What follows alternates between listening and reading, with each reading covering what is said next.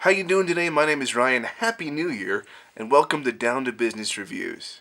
It's been a couple of weeks since my last review. I apologize for my absence. There was holiday craziness. I got a cold, and then my wife got a cold, and then I got the cold again, and there was just lots of colds going around. So I apologize for being absent for a couple of weeks, but now I'm back, and I'm hoping to stay in the action. That said, this week for Movie Club, we watched Who Framed Roger Rabbit, directed by Robert Zemeckis and starring Bob Hoskins, Christopher Lloyd, Charles Fleischer, and an uncredited Kathleen Turner. What's up with that?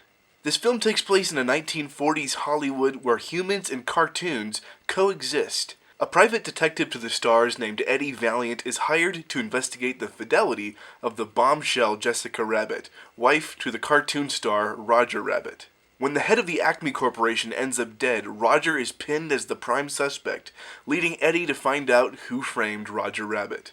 I'm really excited that we finally got to watch a movie like this, a true cinematic landmark for Movie Club. It's been a while since we've had a really good movie. Who Framed Roger Rabbit has been a favorite of mine since I was a kid when I first saw it in the early 90s. And I wasn't able to really appreciate the magnitude of what I was seeing at the time, but watching it again now, it just further cements this film as a landmark in special effects technology. In a time when CGI was basically non-existent in film, filmmakers had to get pretty creative with really complex concepts like blending live action with animation. Of course, this sort of thing had been around for decades, as seen like, Song of the South and Mary Poppins, so it wasn't a new idea.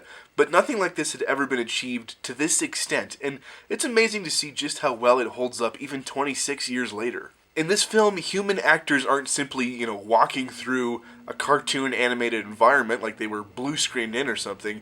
They're legitimately interacting with, cartoon characters, and vice versa. In the live action world, there are cartoon characters running around manipulating objects and, interacting with the scenery. Absolutely nothing like it had been achieved this successfully before in film ever, as far as I'm aware. If special effects are your thing and you want to see a film that achieves some pretty remarkable special effects using a lot of practical methods, this movie needs to be on your playlist as soon as possible. I can make an entire video about, the great films of Robert Zemeckis, maybe like Castaway and before. Looking at you, Polar Express, Beowulf, and The Christmas Carol. But in the 80s and 90s, this guy was responsible for a lot of really fantastic films.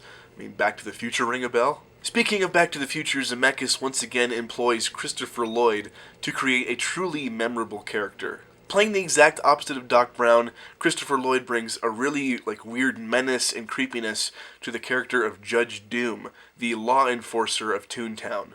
Also worth mentioning is Bob Hoskins as Detective Eddie Valiant. I'm sure this could not have been an easy role to play, especially since the character he's acting across from for the entire film was never actually there in person. It's a cartoon.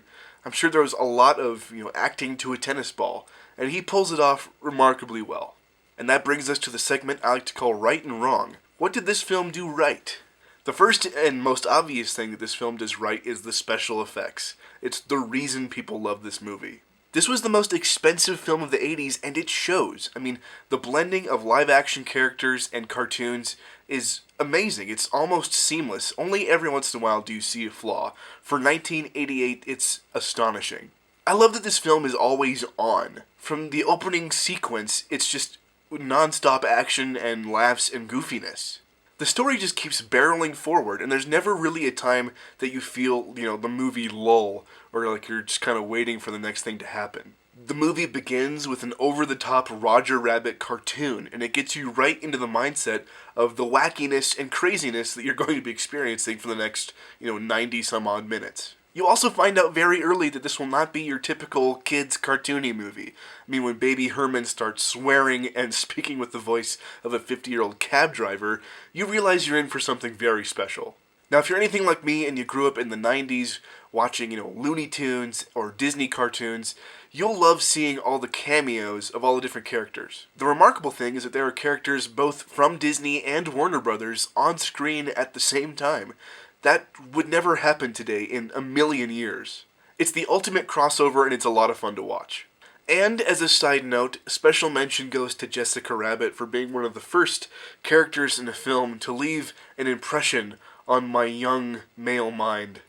I think she holds that special place in the hearts of lots of guys from my generation. I mean, come on, she's a walking pinup girl with the smoky voice of Kathleen Turner. Forget about it. But what did this film do wrong? This film doesn't hit many wrong notes, but it's not perfect. The special effects, while incredible for being produced in the 80s, do hiccup every once in a while, and you can kind of see the strings. A character won't look quite right interacting with a real-world object or vice versa, or sometimes, the camera will pan and the special effect won't as well. But these instances are few and far between. There are some parts of the film that are so zany and crazy that it might leave some people who don't find that kind of humor funny out in the cold. But I think the important thing to remember is that this film is set in a world where it's perfectly normal for a real-life character to interact with a cartoon.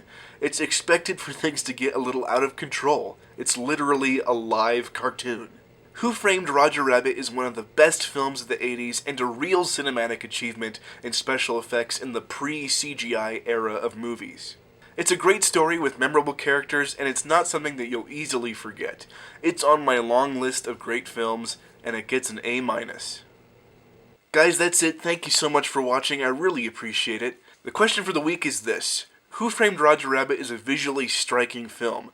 What are some of your favorite visually stunning movies? I mean, it could be for practical effects, or CGI, or just cinematography in general. Let me know in the comments down below. I'd love to know your thoughts. If you liked anything I was rambling on about, please leave a comment down below. Like and subscribe if you really liked it. I really appreciate it when you do. If you didn't know, I do these reviews for SourceFedNERD's Movie Club, which airs every Saturday on their channel. Be sure to check it out. Sometimes I get featured, sometimes I don't. Either way, it's a lot of fun. And be sure to search the hashtag SFMC Rabbit, I believe it is, for this movie, and you'll see all the other reviews that people do. Be sure you follow me on Twitter, check out my Facebook page, find me on Google Plus now that that's a thing. And thanks again so much for watching. I really appreciate it, and I will see you next time. Have a good one.